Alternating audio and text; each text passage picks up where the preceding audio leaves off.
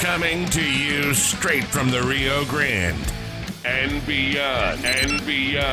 Broadcasting to the four corners of the globe. So grab your seat, your coffee, or your sundowner. Okay, everybody, here we go. On point, as always. This is Gloves Off. Gloves Off.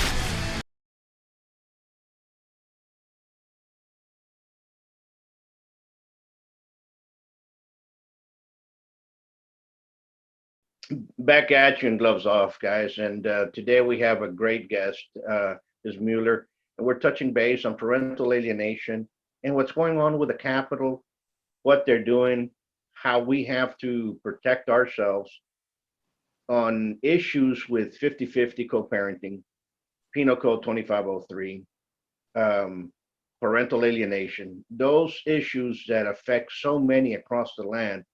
And literally some of our state leaders are just kind of brushing it to the side. Good morning. How are we doing today? Good morning. I'm doing great. Thank you. That's awesome. I liked our conversation that we were having before, kind of, in this Zoom world in the green room, if you want to put it that way. Right. Yeah, but it was, it's great with everything that I see, and we've been around you as well as I have. We've dealt with parental alienation. We've dealt with the Penal Code 2503. We've dealt with all this that's going on. And we reach out to our leaders, and there's some that are very concerned with it. And then there's some that basically just brush everything off. But our head of our state is our governor. Mm-hmm. Right. And unfortunately, our governor has turned his back. Even though he wanted 50-50, more 50-50, he was out there pandering that notion.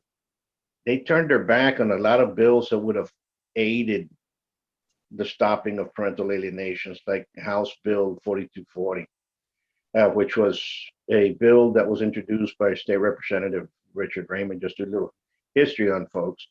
And it was almost a unanimous vote across the House. It was sitting in Senate, and it was just squashed by Patrick, our lieutenant governor, when he just stopped the session. Right. Now they're going into a session. It's almost finished, and they still have yet to talk about it. But yet they pander this family first kind of notion. What's your intake on all that? Well, my thoughts are it's all about the money, as you know, so they don't want to put a stop to any of this. They talk a big game, but it's all about Title 4D money. And I believe it is intentional to sever families. I really do. But the money is very big here in Texas. I think they're number one or number two as far as how much matching dollars they get for the Title 4D money. So they have to keep someone as a non-custodial parent. And people can go to YouTube and type in Ken Paxton child support. That was Ken Paxton actually answering my question about the Title 4D and why they don't enforce the 2503. And he's basically bragging about it. So again, it's Ken Paxton child support. And Texas gets $12.27 per every dollar they collect in child support. And that doesn't matter if it's a man or a woman paying it. It doesn't matter. And the idea behind it is, what if what Ken says is, what if the mother wants welfare? We need that money to back that up. What if the mother doesn't? What if she doesn't need it? Or what if a man needs it? Whatever. It doesn't matter. Where's that money go then? Well, I'm not sure hopefully your audience are open-minded here to hear me out here. I'll tell you where it goes. It goes to food stamps, WIC, welfare, housing, but also it goes to the disaster fund. Okay. Title 4D and E both go there. E is CPS. D is for divorce or custody mod. Okay, so this is why, and I'm sorry I'm going off a little bit, but I got to tell people this right now because this is new. The disaster fund funds the CARES Act. for the pandemic, which is why the pandemic now in each county is now called a disaster. So if you go to your commissioner court, that's what they call it. And you'll see on their agenda, Title IV approval, Title IV approval, more money, more money, more money. So where I'm at in Tarrant County, I've spoke at least 15 times, maybe more, 15 to 20 times at the commissioner's court last year. And I said, can you be transparent, Judge Whitley, and tell everybody where you're getting that funding? Because I know it's coming from my case and all these other mothers' cases and fathers' cases when you flip the custody. And no one seems to care that families are being severed for funding. And that's what it's all about. It's about the money. You know, I had heard about the funding for the AG's office through child support several years ago, but I was I could never pinpoint where it was coming from. It was always they do this, and you tell people, and they're like, no, it doesn't happen, doesn't do this. And there's something that I call, and I would say this, I call it judicial cosa nostra. Okay, it's a mob. Yep. Okay, the mafia of the judges. They will go in there, like for example, here in Webb County. I'm going to speak about Webb County because I'm inside. I can see how it's working. Right. You have 4 appointed judges. Some of these judges have been there 20 years, longer than some of the judges that have been elected. But they're appointed judges. These are the ones that take care of the child support cases. And sometimes you can get one that's very anti-dad, or sometimes you can get one that's very dad-friendly, you know, because the vast majority of child support, I'm going to say it hits the father. But when it does hit the mom, it's a devastating issue because they really go after the mother when things change. Yes. But you see them pass on the cases to these ham and egg attorneys that couldn't make it on their own. They're only there because they know somebody, or their parents have a strong political backing, or what have you. You know, and I'll name them ham and egg attorneys. You know, these ham and eggers, and that are basically now judges or magistrates, and they're causing all this havoc in the background. Right. And the judges that are elected, some of them will hear the cases, but most of them would say, nah, just go over there. They just kind of wish them over there for them to look good in front of their constituents. We never did that. We never did that. No, but your appointed judge did that. And your appointed judge is the one that's been causing and this maliciously for a very long time. So how do we get rid of them? So it's very hard to do that, you know. People do not know that it exists, and that I'm going to go down the parental alienation path. A lot of people have experienced it, but they do not know the term. That's right. I was there included, and I thought I was the only one it was happening to. I think a lot of people, when it's happening to you, you think, why me? Why is this happening to me? Oh my God, there's nobody else. I can't believe this is happening to me. And that's how I felt. And I really didn't think this was happening to anybody. And then, you know, when my first 2 were taken, I was like, this can't be right. This man is so evil to me. And then the judges aren't listening. And my court case got canceled, at least 10 times. And, you know, it doesn't just take a week. This took 5 months for my first 2 that were abducted by my ex. And no one's listening to you. Your family thinks you've probably done something wrong, and you haven't done anything wrong. No one gets what it's called. And, you know, the first time I heard what parental alienation was, Paul, was when I'm sitting in a children in the middle class that was court ordered.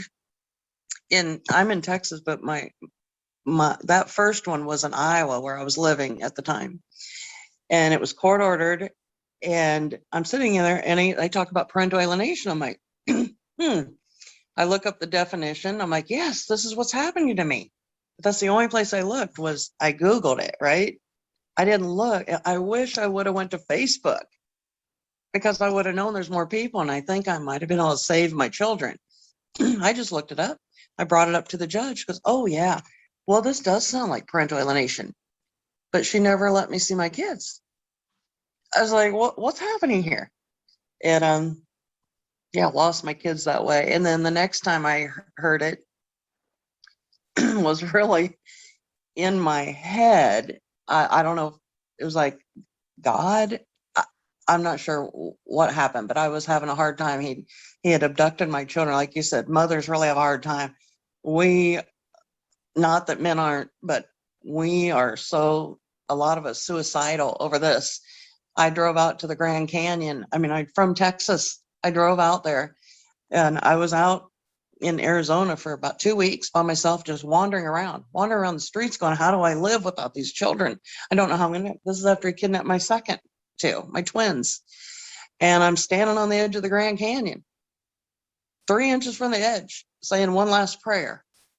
And a gentleman from Texas comes up and talks to me and asks me like, what's going on? What's happening? Why did this happen? And where are you going if you end up killing yourself? Where do you think you're going? Do you believe in God and all these things? And when I realized, oh, if I go to hell, I know he's going to hell. I don't want to be in hell with him. He's making my life hell. So he backed me up and we walked away. We went and talked for a while. And then I went to the restroom and some lady jumped right after I did from the same rock. Found out it was going through the same thing. She just didn't have a guardian angel there, And this guy ran up and said, oh my God, I thought it was you. Oh my God, I thought it was you. Well, I left immediately. So I got to get out of here. This was too real to me. This was too real. And I take off and it took me another day and I'm crossing the Texas, New Mexico border. And real loud, I hear in my head, or in my ear, like it was someone next to me, parental alienation. And while I'm driving, I typed it this time in Facebook. And I went, oh my God.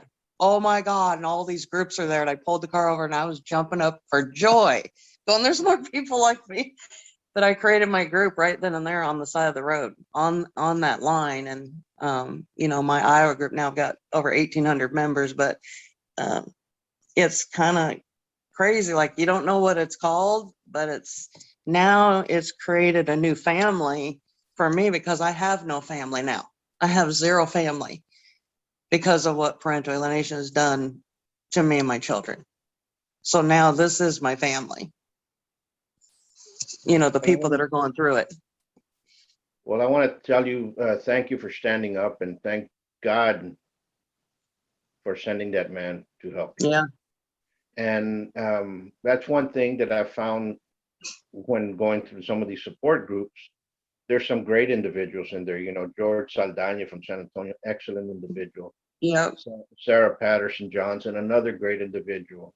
Terhan, another great individual. Oscar, there's so many that are out there fighting for this. There's a father that went through this that became an attorney. Sorry about that.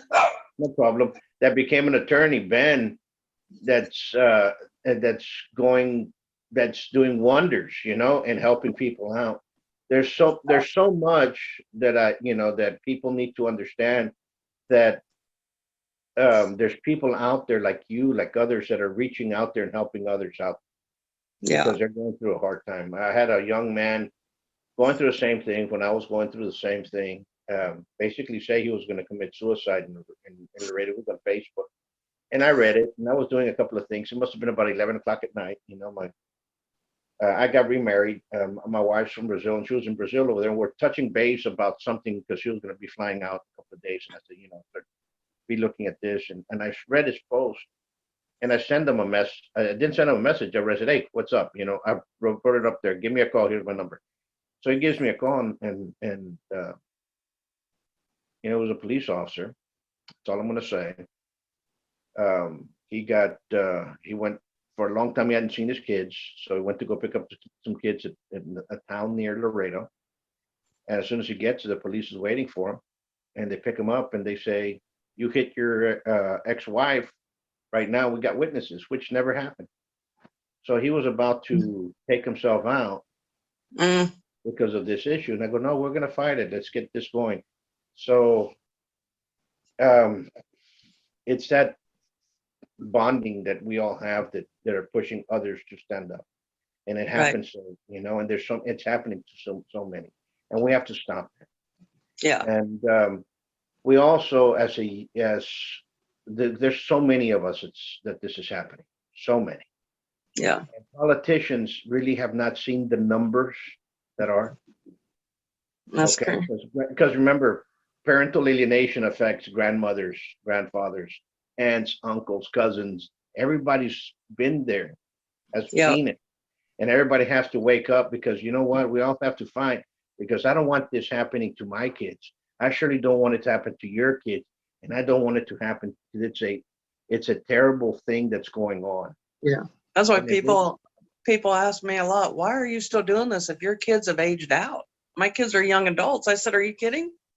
Now it's very important because I don't want to see my grandchildren in the future going through this. I mean, yeah, it's horrible for me to go through, but I don't, like you said, I don't want to see my children go through this. And most likely, maybe half of them will. I've got 4. The odds are against them. Absolutely, So, and if you have a son, it's going to happen, and they might, so we have to prepare them in a certain way. We have to change the laws that exist, but we right, cannot have our legislators go up there and be controlled by family law groups. right, That's basically what they're saying. You're like, really? So you were in here, or they sit or they sit and they're being funded by their campaigns have been funded by that. And right. I think we should start recusing these people and finding out who funded their campaigns, and if any of these law agencies for family law groups have aided them. You know what? You can't vote. So That's right, it's a long process. right. But the process that is here is with the governor at this time. Yeah. And And I I'd like think to see all the legislators that are lawyers not be a legislator also. I think that's a major conflict, but yeah, the governor for sure. And I think the and, AG as well. and the lieutenant governor as well. But Right. right now we're stuck with the dilemma of, we have several candidates that are running for mayor. No, for Right. mayor, for governor. For governor, yeah. Yeah, you got your election. We got Abbott there. We have Mr. Prather. We have Mr. West. We have Senator Huffins. People say Matthew McConaughey is going to jump in.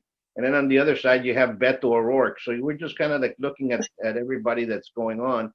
Right. And so we really need to understand where their stance is on this matter. Yeah.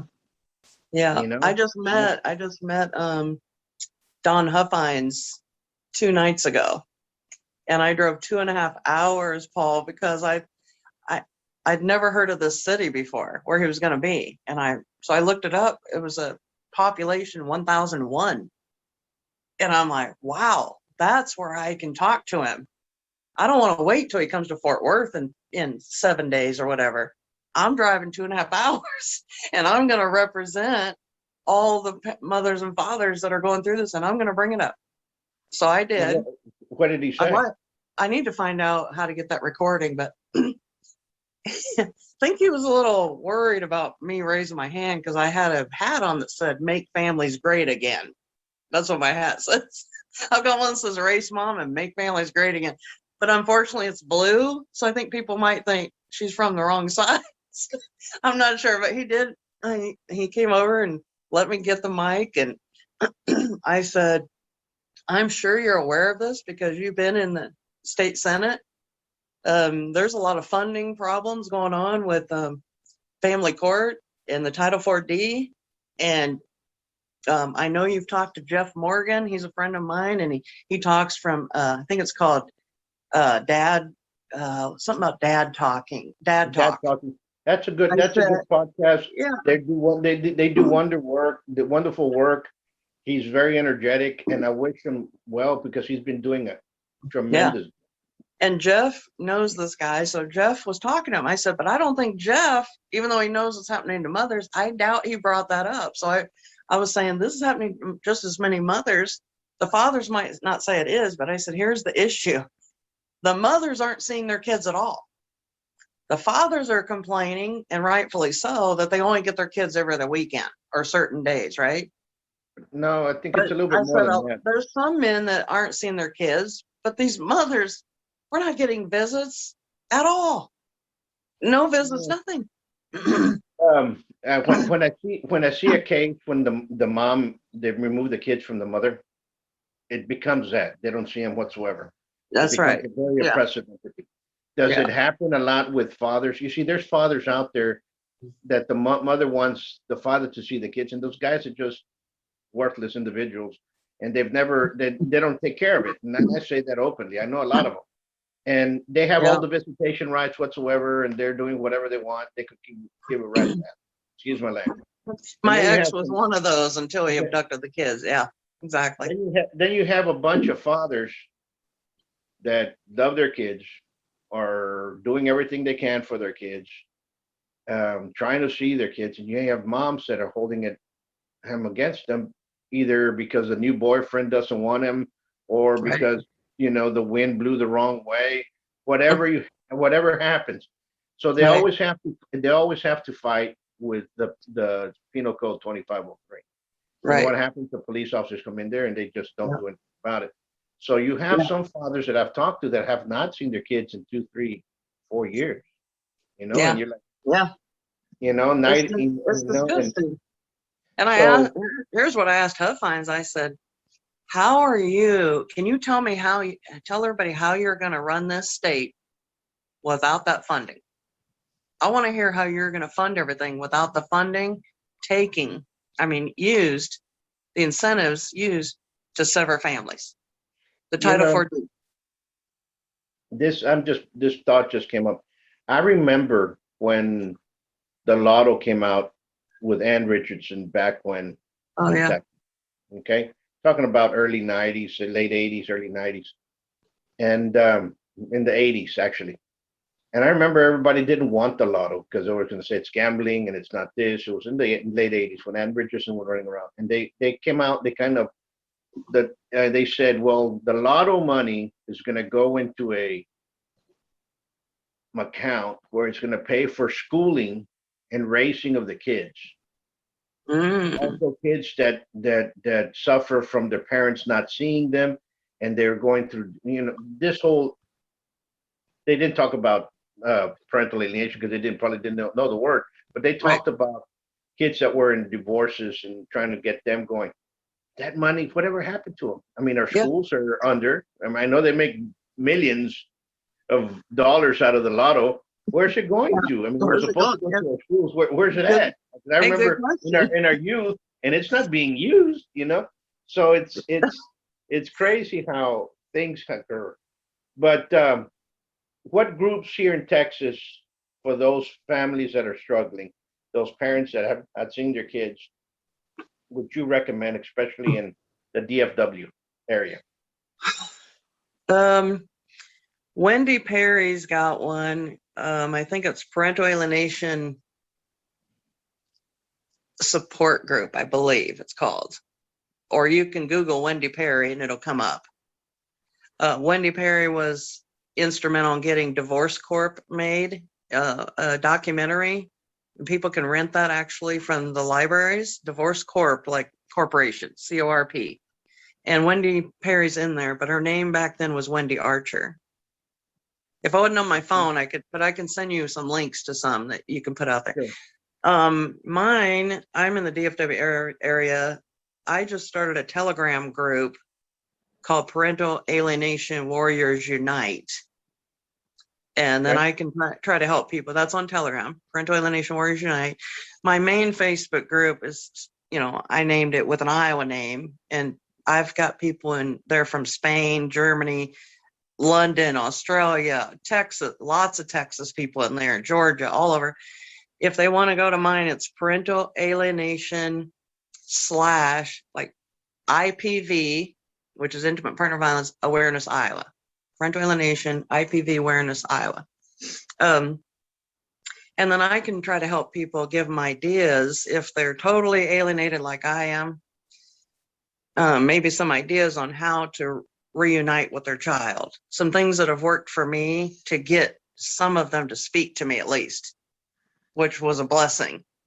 I had to retrain my brain a little bit, and it has helped. I've got one, all mine are adults. Now, my oldest I haven't seen in 8 years other than 10 minutes in a courthouse hallway. And the court case wasn't about her, it was about her twin sisters, but that's all I've seen her. My son is 23. He's dropped out of pre-med several times because of the trauma. I don't know where he even lives. I think he's in Iowa, but he talked to me 5 times in June, last June, and then poof, gone again. So he's in and out. You know, oh, Mom, can you help me with my financial aid? Can you write some paper? Okay, poof, and then gone. So I don't know what took place in that conversation that made him not write me back. So I don't even have an address for him. But my twins, I had my first Christmas ever this past Christmas in 6 years. And not on Christmas, but that doesn't matter. It was 2 days before. And one is overseas. She's a National Guard in the Army. And she was talking until her base got bombed. This is how traumatic, or the trauma these kids are going through.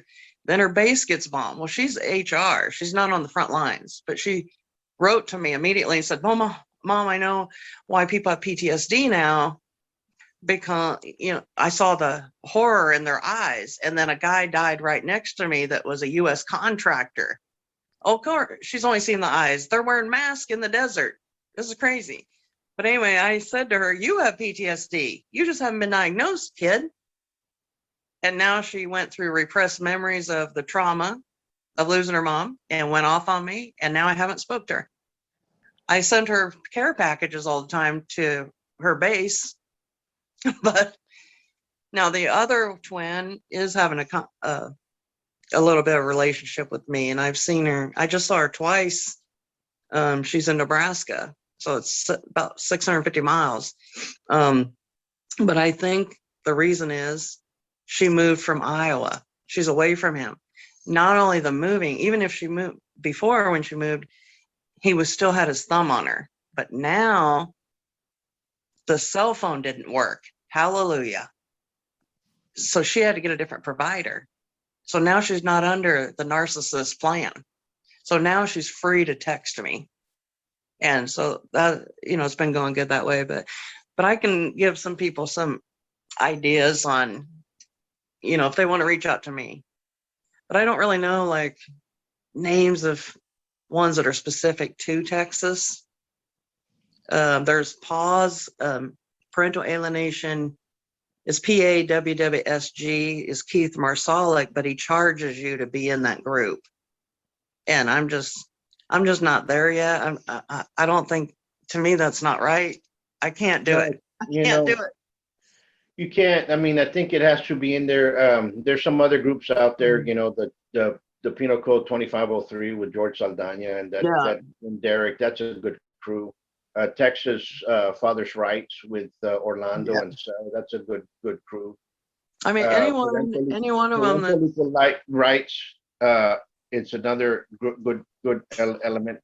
We have to understand that there's a lot of people out there that are there that see the advantage and it make it into like a scam, and you don't want that. You know, there's been way too many. We're gonna go do this event for this event. Let's raise money, and all of a sudden they're gone. Or it's not for self-indulgers. This is for people that are in there because they're in a fight and they're willing to fight for not only themselves, somebody else. What I see a lot is parents, all of a sudden, the child is now 18. They don't have to deal with it. So they stop fighting. Right. I'm here for the long haul because I don't want this to happen to any of my children. I don't want it to happen to any others out there. Me too. What we do as Texans and those listening out there, we have to be very careful on who we vote in as Attorney General, as Lieutenant Governor, and for Governor, because they have shown that really they don't care less about, you know what I'm saying? And we have about our families, and they talk a good talk, they pander a lot, but other than that, I don't trust them. And what I would tell people too is you don't be afraid. You get out there when you find out they're at an event, You get there to those events and you ask those questions. You get the mic and you ask them, are you going to enforce this? I invited all of them through message on their Facebook pages and through some of them through their emails, all the candidates for the governor race. And the only one that responded and showed a little care was Mr. Huffines, Don Huffines, the senator. Right. So we will have a sit down. People should be looking forward for that. Our sit down is going to be sometime next week. So we're going to touch base, and and he seems to be more of the one that really wants to take care of things.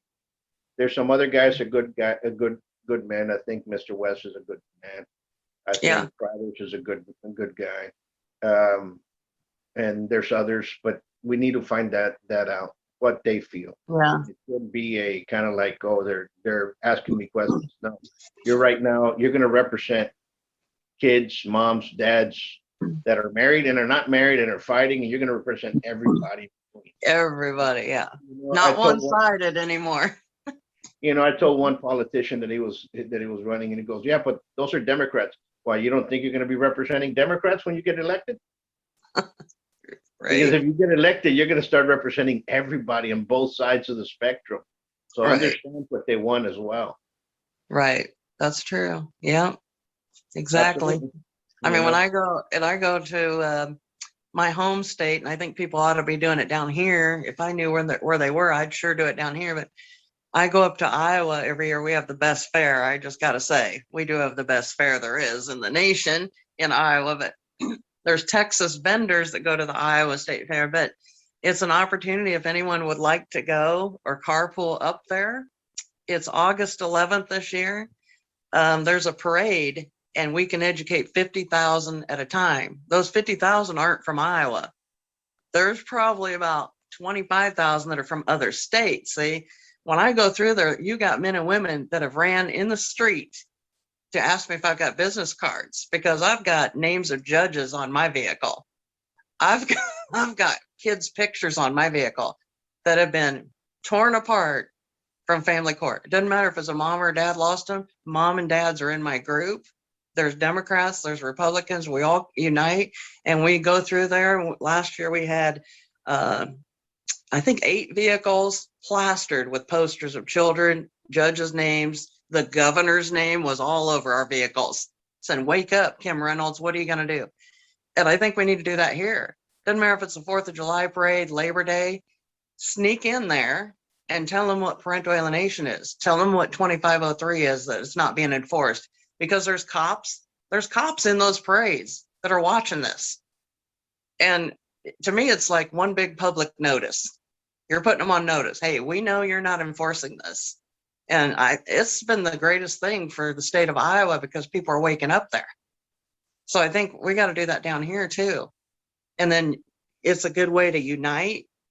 If we're not united, us men and women on this, we're going to be in trouble here. They just keep pitting us against each other. Because the fathers' rights will go, "Oh no, this is happening to more fathers." And the mothers are like, "Yeah, no, it's not. It's happening, but it's happening to all of us." And the real collateral damage is our children. I mean, this is crazy that these children have high ACE scores now, the adverse childhood experience you probably heard of. They want to know, while there's school shootings, ask them if they were separated by a parent. That'd be my first question. Which parent did you lose? I hear this from police officers, and I deal a lot with police officers. If fathers would be more in the lives of these kids, we wouldn't have so many crimes. And I go, if you guys would enforce 2503, that's right. Fathers wouldn't be removed from their lives. So, that's what, there's a lot of truth to that on both ends. Yeah. And that's what happens. I go, you're aiding this that's going on. Quit crying about kids going out there doing crime. If you guys are aiding those kids from not seeing their father when the father comes up and says, "Can't see my child this week," or they're like, or they're strong, or they're strong mother. Like my kids were great kids. Yeah, I was like the mother and the father both, because he was never around. He saw our kids 35 days and 15 years. So I played both roles, as best as I could. I can't do some things, I wasn't underneath a car and teaching them that kind of stuff. I had friends that were men that played a little bit of a role as best as they could to them, but I had great kids. Then all of a sudden, they get severed from a mom. They're running the streets. So it's, you know, I mean, these kids will go to whoever. Oh, who can buy me some stuff, and who can let me run the streets? Who's going to let me get into trouble and not make me stay home and, you know, have structure? It's just, it's bad all the way around. It's really bad. I mean, my main thing is, why are any of us, mothers and fathers, not seeing our children if we've never committed a crime against a child? It doesn't matter what we did in our marriage or how we ended that marriage. We didn't divorce the children. This is, you know, we only have our children until they're 18, you know, in our homes, and both of us should be able to have some input in their lives. Absolutely. I couldn't agree with, I can't agree with you more. I go, you know, I'm going to end it with this. I want to thank you for standing up for those many that their voices are not heard. For everybody out there dealing with this, find a support group. Give me a call, drop me an email, buitronacademy2012@gmail.com. We'll send you to a place in your area where you can get a hold of. Look up on Facebook. There's a lot of support groups up there, but you yourself have to do your part. Others aren't there. It's just like if I tell the guys that I take up on the ring when I used to take them up, I'm going to teach you, I'm going to give you all the skill, I'm going to give you all the speed, but the will comes from within. And Right. you're going to be the one that's going to be fighting once that bell rings. We're just going to be on the sideline coaching you. So these support groups are going to be your coaches in the corner, and you yourself have to start fighting for it. So unfortunately, that's just the way it is. And look forward to talking to you some more and working with you all, and as well as look forward for next week with Senator Huffines. Yeah, that'll be great. I want to hear what happens. Yeah. Yep, absolutely. Until next time, much peace. All right. Thank you very much. No, thank you. Bye-bye. Bye-bye.